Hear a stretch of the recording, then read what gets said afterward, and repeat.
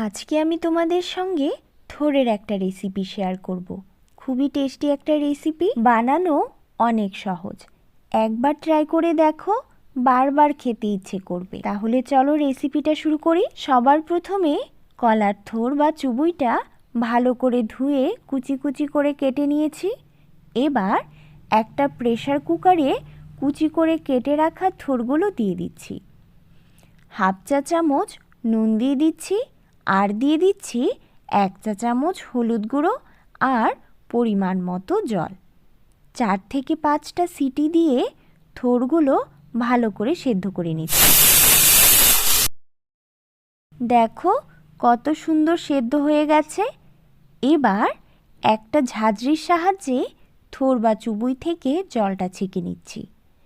দেখো এই জলটা বেরিয়েছে। এবার একটা কড়াই গ্যাসে বসিয়ে 2 থেকে 3 টেবিল চামচ তেল দিয়ে দিচ্ছি। তেলটা গরম হলে 1 কাপ পরিমাণে নারকেল কোড়া দিয়ে দিচ্ছি।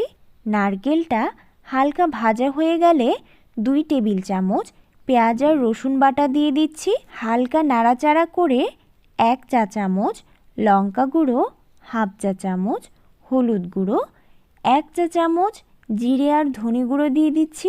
ভালো করে ভাজা ভাজা করে নেব। এবার সেদ্ধ করে রাখা চুবুই বা থোড়গুলো দিয়ে দিচ্ছি।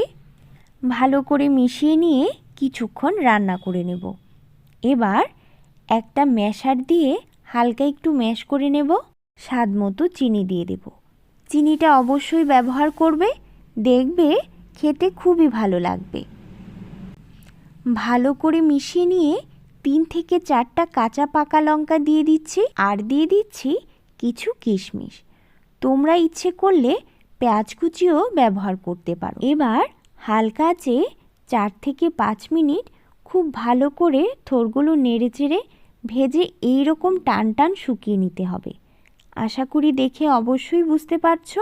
এই পর্যায়ে গ্যাসের আঁচটা বন্ধ করে দিতে হবে। গরম গরম ধোয়া ওঠা ভাতের সঙ্গে পরিবেশন করে দেখবে। এত টেস্টি একটা রেসিপি ট্রাই না করলে কিন্তু মিস করে ফেলবে। আশা করি সম্পূর্ণটা ভিডিও তোমাদের অনেক ভালো লেগেছে। আর যদি ভালো লেগে থাকে তাহলে অবশ্যই একটা লাইক, শেয়ার, কমেন্ট করে চ্যানেলটাকে সাবস্ক্রাইব করে দেওয়ার অনুরোধ রইল। ধন্যবাদ।